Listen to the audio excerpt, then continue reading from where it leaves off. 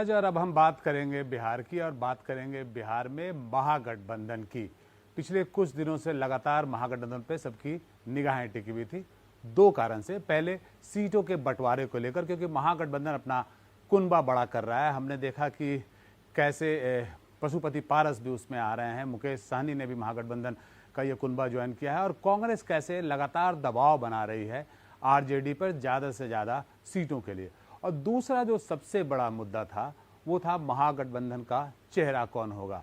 राजद के खेमे की अगर आप बात करें तो वो लगातार इस बात की मांग करते रहे हैं कि जो स्वाभाविक नेता हैं महागठबंधन के वो तेजस्वी यादव हैं, और उन्हीं को महागठबंधन का मुख्यमंत्री का चेहरा घोषित कर देना चाहिए अगर महागठबंधन बिहार में 2025 का चुनाव जीतती है। तो हमने देखा कि कांग्रेस ने अपनी मीटिंग की दिल्ली में, और बड़े लेवल पे मीटिंग हुई जिसमें मल्लिकार्जुन खड़गे से लेकर सभी, राहुल गांधी से लेकर सभी वरीय जो नेता थे वो वहाँ मौजूद थे।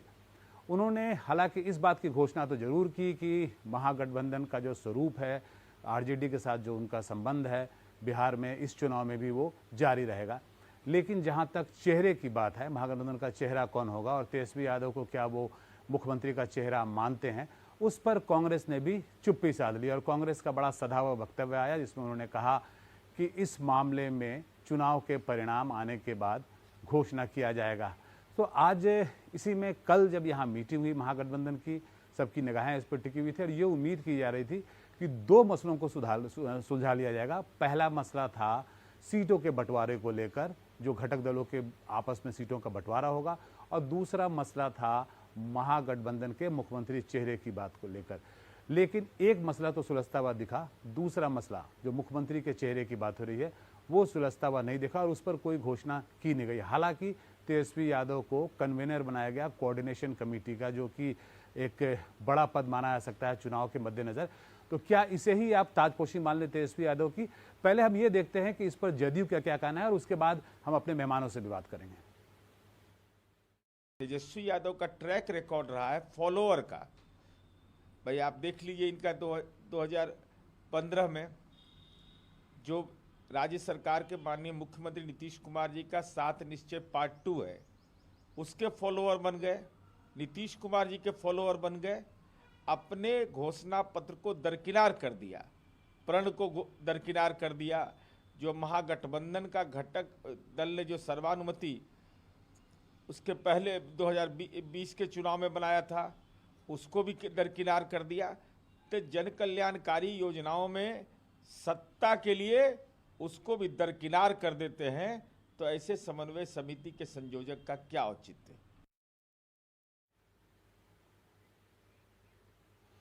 तो हमारे साथ इसी बात पे चर्चा करने के लिए आज दो मेहमान जुड़े हैं। शक्ति यादव हैं, प्रवक्ता हैं आरजेडी के, मुख्य प्रवक्ता हैं आरजेडी के, और कुंतल हैं जो कि भाजपा के प्रवक्ता हैं। तो शक्ति जी, क्योंकि चर्चा हम महागठबंधन की कर रहे हैं, चर्चा हम आपके नेता की कर रहे हैं, और चर्चा इस बात पे कर रहे हैं कि क्या तेजस्वी यादव स्वाभाविक तौर पे मुख्यमंत्री के चेहरे हैं महागठबंधन के, अगर महागठबंधन को बिहार में बहुमत मिलता है, या फिर कांग्रेस और बाकी घटक दल जो हैं इस मामले में अभी भी हाथ खींचे हुए हैं और वो परिणाम तक इंतजार करेंगे, और एक तरह से बोले तो इस बात को अंत समय तक लटकाए रखेंगे। शक्ति यादव जी। प्रभाकर जी, सबसे पहले मैं एक बात मैं आपके इस प्लेटफॉर्म पर कह देना चाहता हूँ कि कन्वेनर बने, चेयरमैन बने कोऑर्डिनेशन कमेटी, उसका क्या काम? कोऑर्डिनेट करना, चुनाव के कैंपेन को देखना, सीट का बंटवारा देखना, सभी दलों को साथ लेकर चलना, जिला स्तर और प्रखंड स्तर पर समन्वय बना। ये जिम्मेदारी तेजस्वी जी के नेतृत्व में उन्हीं के कंधों पे डाली गई। अब आपने पूछा कि चेहरा 2020 में चेहरा कौन था? तेजस्वी जी थे, ये बात किसी से छुपी हुई नहीं है।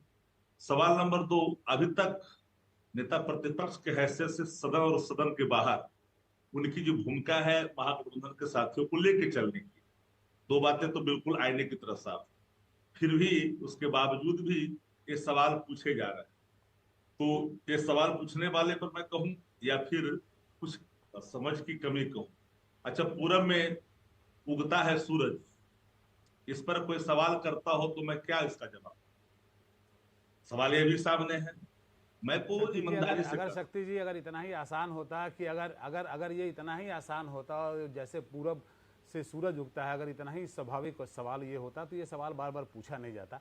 ये सवाल जब भी कांग्रेस या आपके बाकी घटक दलों से पूछा जाता है तो वो इसका जवाब क्यों नहीं देते हैं? अगर इतना ही स्वाभाविक सवाल है और इसका आंसर इतना ही सिंपल है तो उनको जवाब देने में इसमें हिचक क्यों हो रही है? तो इसका ये पूरा डिबेट ही बंद हो जाएगा अपने आप में।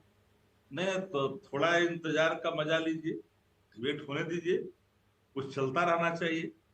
हमने पहले ही कहा कि सारी चीजों जो चीजें हैं उस पर ऑलरेडी ऑन गोइंग प्रोसेस है और अंडर कवर्ड है। माध्यम और जरिया आप लोग हैं, जब पीपुल डोमेन में इन बातों को हम रखें। सबसे बड़ी बात यह है, तो ये सवाल चाहे ऑनगोइंग प्रोसेस आप बोल रहे हैं, लेकिन शक्ति जी, मैं एक बार कुंतल जी से जैसे यही सवाल कुंतल जी से पूछना चाहता हूँ। शक्ति जी का कहना है कि देखिए ये ऑनगोइंग प्रोसेस है और ये स्वाभाविक नेता हैं तेजस्वी यादव और इस पर कोई डिबेट नहीं है। क्या भाजपा या एनडीए मानती है कुंतल जी ये कि तेजस्वी यादव ही स्वाभाविक चेहरे हैं? देखिए प्रभाकर जी, एक बात तो मैं खुलेआम ये बात कह सकता हूं कि शायद 20-25 सालों में पहली बार बिहार में कांग्रेस बहुत ही स्मार्ट प्ले कर रही है। भाई कांग्रेस और आरजेडी का जो वोट बैंक है वो बिल्कुल एक सिमिलर वोट बैंक है और सच्चाई ये है कि आरजेडी कांग्रेस के उसी वोट बैंक पे चढ़ करके आज इस लायक हुई है कि आरजेडी कांग्रेस को आंख दिखाया करती थी। दूसरी बात, कांग्रेस इस बार समझ चुकी है कि सरकार बनने की स्थिति नहीं है, किसी भी हालत में सरकार बनने की स्थिति नहीं है।